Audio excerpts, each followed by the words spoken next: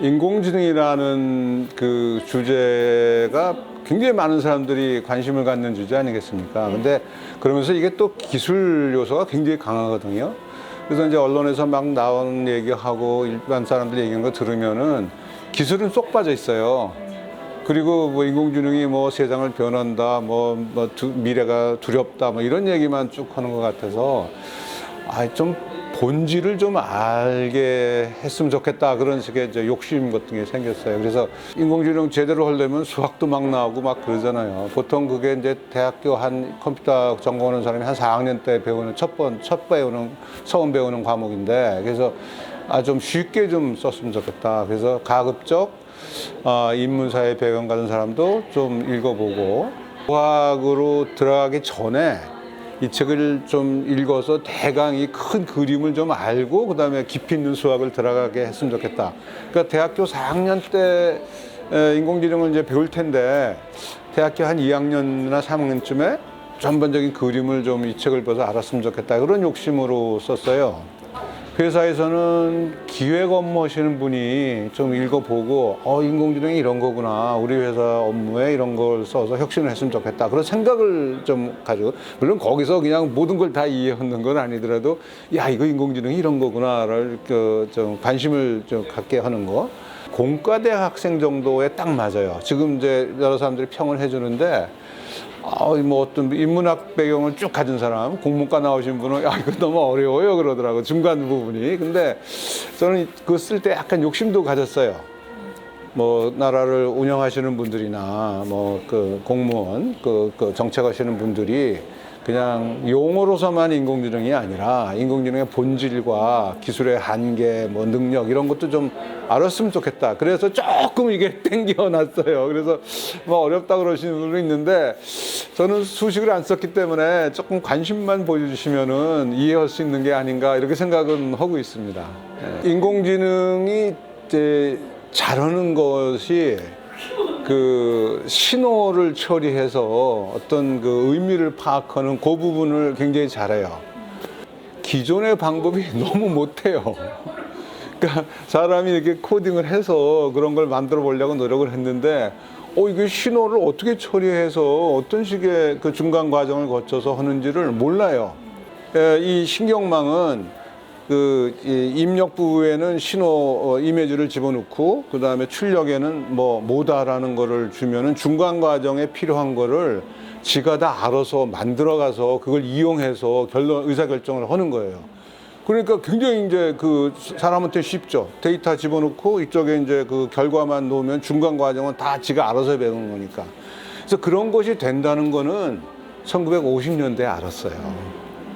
제가 처음 컴퓨터 공부하러 간 게 70년대 그때 갔을 때 그런 거를 막 가르치더라고요. 그래서 저는 한참 이제 공부 끝나고 나니까 이게 이런 거구나. 그럼 이게 50년 전에 다 알려졌는데 왜 지금까지 그게 안 되고 있었느냐? 첫 번째는 거기에 굉장히 많은 계산이 필요해요. 컴퓨팅을 굉장히 많이 해야 돼요. 그리고 그 훈련을 시키려면 굉장히 많은 그 데이터가 필요해요. 뭐 토끼다 그러면 토끼형 이미지가 뭐 100만 장, 뭐 이 정도 막 필요하거든요. 근데 지금까지 그런 걸 구할 수가 없었어요. 그러니까 시도를 못 한 거예요. 그래서 그 복잡한데 데이터는 조금 갖고 훈련을 시키면은 배운 거는 잘하는데 안 배운 거는 못 해요. 그거를 일반화를 못 한다, 그렇게 얘기를 합니다. 근데 지금까지 그 데이터가 많지 않고 학습시키는 알고리즘도 완벽하지 못하기 때문에 배운 것만 잘하고 조금 옆에 있는 거는, 토끼가 이러고 있으면 토끼인지 아는데 고개 돌리면 토끼인지 모르는 거예요. 이런 약점들이 있었는데, 그런 거를 극복할 수 있는 것이 이제 그 데이터도 많아지고 네트워크도 크게 만들면서 데이터도 많아지고 많은 계산하니까 일반화 능력이 상당히 좋아져서 그 학습이 가능하게 된 겁니다. 1950년도에 60년도에 했던 거는 그땐 컴퓨터가 굉장히 약했기 때문에 신경세포를 여러 층으로 쌓아서 만드는데 2층만 쌓으면은 못했어요. 그리고 제가 이제 열심히 연구하던 80년대 중반 90년대에는 많은 경우에 2층 아니면 3층 정도 쌓아서 연구를 했어요. 그래서 저희 연구실에서 나온 박사들은 대부분 2층, 3층에 연구를 해서 박사들이 된 분들이에요. 근데 2010년 이후에 이 층이 100층, 뭐 200층 이렇게 올라가는, 근데도 훈련을 할 수가 있게 된 겁니다. 이게 이제 그 컴퓨터의 능력, 뭐 계산 능력도 있지만 데이터의 능력, 이런 것이 결합돼서 오늘 아주 좋은 그런 결과를 낸 겁니다. 많은 데이터가 필요하고 계산을 굉장히 많이 해야 돼요. 그러니까 웬만한 사람은 시도를 못 해요. 뭐 이번에 그 GPT-3라고 그래가지고 이야기도 막 만들어내는 그런 신경망은 한 번 훈련 다 시키는데 120억 원이 든답니다. 어? 그거 하나로 훈련시키려고 그러니까 120년이 걸린다는 계산이 나오더라고요. 그 정도로 엄청난 계산을 해야 되는 거거든요. 그게 이제 큰 약점이에요. 그러니까 요즘에 연구하는 거는 어떻게 보면 그 계산을 많이 안 하고도 그 결론을 낼 수 있을까? 그 다음에 이제 그 데이터가 그 다 주인이 있잖아요. 그 데이터가 그게 중요하니까 그거를 막 나눠주질 않거든요. 숨기거든요.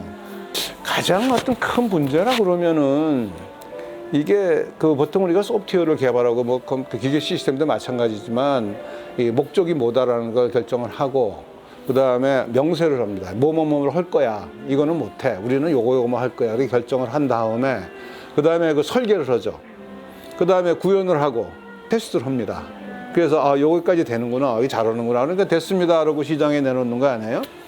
근데 이 딥러닝으로 학습시킨 그런 시스템은 네가 할 수 있는 게 뭐니? 라고 물어보면은 잘 몰라요. 데이터 보세요 그런다고. 데이터 가보니까 뭐 몇백만 데이터인데 아니 거기서 어떤 거 잘하고 어떤 거 못하는지 어떻게 알아? 그러니까 이렇게 사람이 이해할 수 있는 언어로 저는 요거는 할 수 있고요. 요거는 못하거든요. 이런 식으로 소통이 안 되는 거예요. 그러니까 이제 그 인공지능이 좀 설명할 수 있는 인공지능을 만들어 봐라. 이런 요구사항이 나타난 거죠.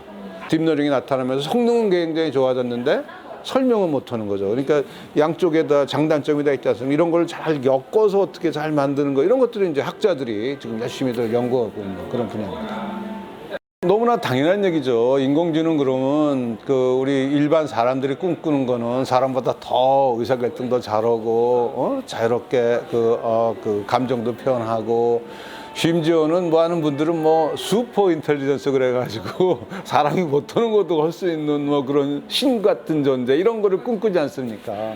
아직 멀었죠. 뭐 100년이면 될다는지 그것도 잘 모르겠어요. 그러니까 지금 현재 우리가 쓰고 있는 딥러닝이라 하더라도 이걸 현장에서 엔지니어링을 아주 견고하게 하면서 내가 갖고 있는 문제를 해결해주고 안전하게 돌아갈 수 있는 시스템을 만들려면은 굉장히 많은 그 엔지니어링 연구가 필요합니다. 최근에 대만의 그 고속도로상에서 뭐 회사 무인 자동차가 가다 트럭을 뚫겨 박았거든요. 그 상황을 좀 한번 생각해 보자고요.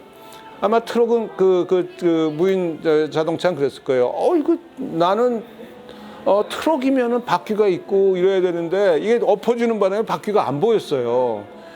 바퀴도 없는 게 있으니까 저는 허옇고 그러니까 그건 하늘인 줄 알고 뚫고 박았다. 이런 식의 이제 판단을 하는 건데 인공지능 시스템이 공학적으로 안전하고 믿을만하고 그런 식의 시스템은 아직 가야 될 길이 좀 멀다. 그런 면에서 제가 인공지능은 아직 완성된 게 아니다. 더 좋은 거 계속 우리가 연구해서 좋은 거 나오도록 해야 된다. 그런 식으로 표현을 했던 겁니다.